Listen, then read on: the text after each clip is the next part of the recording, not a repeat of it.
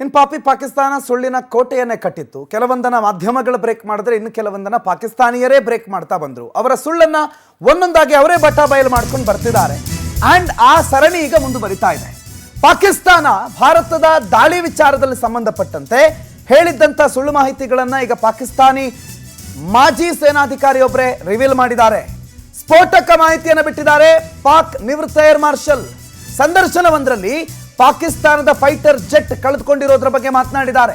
Operation Sindoor ವೇಳೆ PIF ನ AWACS ವಿಮಾನ ಕಳೆದು ಹೋಗಿದೆ, ಅಂದ್ರೆ ಅದರ ಮೇಲೆ ದಾಳಿ ಆಗಿದೆ. ಪಾಕ್ ಮೇಲೆ ಮೇ 9 ಮತ್ತು ಮೇ 10ನೇ ತಾರೀಕು ಭಾರತ ನಡೆಸಿದಂತ ಕ್ಷಿಪಣಿ ದಾಳಿಯಲ್ಲಿ ಪಾಕಿಸ್ತಾನ ಒಂದು ಏರ್ ಕ್ರಾಫ್ಟ್ ಅನ್ನೇ ಕಳ್ಕೊಂಡಿದೆ ಅನ್ನುವ ಮಾಹಿತಿಯನ್ನ ನಿವೃತ್ತ ಏರ್ ಮಾರ್ಷಲ್ ಅವರು ಬಿಟ್ಕೊಟ್ಟಿದ್ದಾರೆ.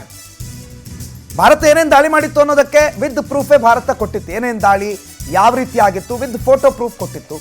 ಈಗ ಪಾಕಿಸ್ತಾನದ ಸುಳ್ಳುಗಳಿತ್ತಲ್ಲ, ಅದಕ್ಕೆ ಭಾರತ ಬೇರೆ ಬೇರೆ ರೀತಿಯ ಉತ್ತರಗಳನ್ನು ಒಂದು ಮೋದಿ ಅವರೇ ಕೊಟ್ಟರು, ರಾಜನಾಥ್ ಸಿಂಗ್ ಕೊಟ್ಟರು. ಈಗ ಪಾಕಿಸ್ತಾನದವರೇ ಅವರ ಸುಳ್ಳನ್ನು ಈಗ ಬಯಲು ಮಾಡಿಕೊಂಡಿದ್ದಾರೆ. ನಿವೃತ್ತ ಏರ್ ಮಾರ್ಷಲ್ ಒಬ್ಬರು ಪಾಕಿಸ್ತಾನದ ವಿಮಾನ ಕಳೆದಿರುವ ಬಗ್ಗೆ, ಅಂದರೆ ಈ ಫೈಟ್ನಲ್ಲಿ ವಿಮಾನ ಉರುಳಿ ಬಿದ್ದಿರೋದ್ರ ಬಗ್ಗೆ ಮಾತಾಡಿದ್ದಾರೆ. AWACS ವಿಮಾನವನ್ನು ಪಾಕಿಸ್ತಾನ ಕಳ್ಕೊಂಡಿದೆ ಭಾರತ ನಡೆಸಿದಂಥ ಕ್ಷಿಪಣಿ ದಾಳಿಗೆ ಅನ್ನೋ ಮಾತನ್ನ ನಿವೃತ್ತ ಏರ್ ಮಾರ್ಷಲ್ ಹೇಳಿದ್ದಾರೆ. ಕೇಳಿಸ್ಕೊಳ್ಳಿ. Next morning he came with surface to surface missiles.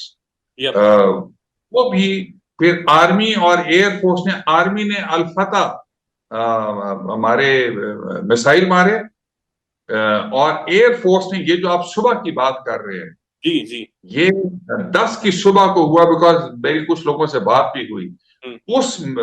उस बेस के ऊपर 4 surface to surface BrahMos missile आए. सरफेस टू सरफेस या एयर टू सरफेस ये मुझे नहीं पता. तो पायलट्स जो हैं वो पहले दौड़े कि वो अपने जहाजों को सिक्योर करें. अच्छा. और जैसे पहला आया वो जूम करके ऊपर से दूसरा आया, फिर तीसरा आया, फिर चौथा आया, जो कि अनफॉर्चुनेटली बुलारी में डायरेक्टली आके एक हैंगर पे लगा जहां पे एक हमारा एवैक्स खड़ा था, जो डैमेज हुआ, जहां पे शहादतें भी हुई. Next morning he came with surface to surface missiles. वो भी फिर आर्मी और एयर फोर्स ने ನಮ್ಮ ಹಿರಿಯ ಪ್ರತಿನಿಧಿ ಅರುಣ್ BA ನೇರ ಸಂಪರ್ಕದಲ್ಲಿ ನ್ಯೂಸ್ ಡೆಸ್ಕ್ ನಿಂದ ಜಾಯ್ನ್ ಆಗಿದ್ದಾರೆ. Arun sir, good morning. ಪಾಕಿಸ್ತಾನದ ಬಗ್ಗೆ ನಾವು ನೀವು ಪಾಪ ಗಂಟ್ಲು ಹರ್ಕೋಬೇಕಂತಿಲ್ಲ. ಪಾಕಿಸ್ತಾನದವರೇ 1 by 1 ಅವರ ಸುಳ್ಳಿನ ಕೋಟೆಗಳನ್ನು ಛಿದ್ರ ಮಾಡ್ತಿದ್ದಾರೆ.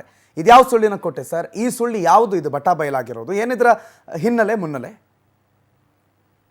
ಪಾಕಿಸ್ತಾನದ 10ಕ್ಕೂ ಹೆಚ್ಚು ವಾಯುನೆಲೆಗಳನ್ನು ನಾವು ಧ್ವಂಸ ಮಾಡಿದ್ದೀವಿ ಅಂತ ಹೇಳ್ಕೊಂಡಿದ್ರು. ಅದಕ್ಕೆ ಪೂರಕವಾಗಿ ಭಾರತೀಯ ರಕ್ಷಣಾ ಪಡೆಗಳು ಚಿತ್ರಗಳನ್ನು, ದೃಶ್ಯಾವಳಿಗಳನ್ನು ಕೂಡ ಬಿಡುಗಡೆ ಮಾಡಿತ್ತು. ಅದಕ್ಕೆ ಪೂರಕವಾಗಿ ಅಮೇರಿಕಾದ ಮ್ಯಾಕ್ಸರ್ ಟೆಕ್ನಾಲಜೀಸ್ ಕೂಡ ತನ್ನದೇ ಆದಂಥ ಚಿತ್ರಗಳನ್ನು ಬಿಡುಗಡೆ ಮಾಡಿ, ಹೌದು ನಿಖರವಾಗಿ ಪಾಕಿಸ್ತಾನದ 10ಕ್ಕೂ ಹೆಚ್ಚು ವಾಯುನೆಲೆಗಳ ಮೇಲೆ ಭಾರತ ದಾಳಿ ಮಾಡಿದ್ದು ನಿಜ ಅಂತ ಹೇಳಿತ್ತು.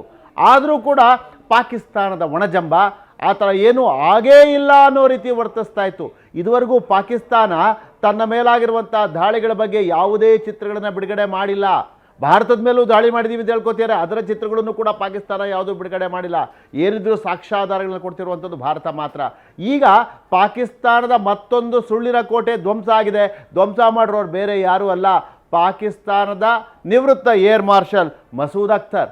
ಅವರು ಒಂದು ಖಾಸಗಿ ಸಂದರ್ಶನದಲ್ಲಿ ಹೇಳುವಂಥ ಸಂದರ್ಭದಲ್ಲಿ ಬೋಲಾರಿ ಏರ್ವೇಸ್ ಬಗ್ಗೆ ಅವ್ರು ಹೇಳ್ತಾರೆ. ಕರಾಚಿಯಿಂದ ಸುಮಾರು 100 ಕಿಲೋಮೀಟರ್ ದೂರದಲ್ಲಿರುವಂಥ ಈ ಒಂದು ಬೋಲಾರಿ ವಾಯುನೆಲೆ ಏನಿದೆ, ಇದು ಅತ್ಯಂತ ಪ್ರಮುಖವಾದಂಥ ಪಾಕಿಸ್ತಾನದ ವಾಯುನೆಲೆಗಳಲ್ಲಿ ಒಂದು. ಈ ವಾಯುನೆಲೆ ಮೇಲೆ ಭಾರತ ಬ್ರಹ್ಮೋಸ್ ದಾಳಿ ನಡೆಸಿತ್ತು. ಅದು ನಾವು ಹೇಳ್ತಿರೋ ಮಾತಲ್ಲ, ಇದು ನೇರವಾಗಿ ಮಸೂದ್ ಅಖ್ತರ್ ಅವರೇ ಹೇಳ್ತಿರುವಂಥ ಮಾತು. ಬ್ರಹ್ಮೋಸ್ ದಾಳಿ ನಡೆದಿತ್ತು. ಒಂದಲ್ಲ ಎರಡಲ್ಲ, ಸತತ 4 ಬ್ರಹ್ಮೋಸ್ ಕ್ಷಿಪಣಿಗಳು ಒಂದಾದ ಮೇಲೊಂದು ಬರ್ತಾ ಇತ್ತು. ಈ ಬೋಲಾರಿ ಏರ್ವೇಸ್ ವಾಯುನೆಲೆ ಏನಿದೆ, ಈ ಪ್ರದೇಶ ಪಾಕಿಸ್ತಾನದ ವಾಯು ದಳದಲ್ಲೇ ಅತ್ಯಂತ ಪ್ರಮುಖವಾದ್ದು, ಜೊತೆಗೆ ಅತಿ ದೊಡ್ಡ ಹ್ಯಾಂಗರ್ ಹೊಂದಿರುವಂಥ ಜಾಗ.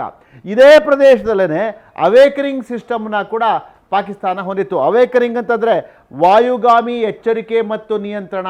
ಅದೇ ನಾವು ಹೇಳ್ತೀವಲ್ಲ ವಾಯು ರಕ್ಷಣಾ ವ್ಯವಸ್ಥೆಯನ್ನು ಹೊಂದಿದ್ದಂಥ ಒಂದು ಪ್ರದೇಶ ಇದು.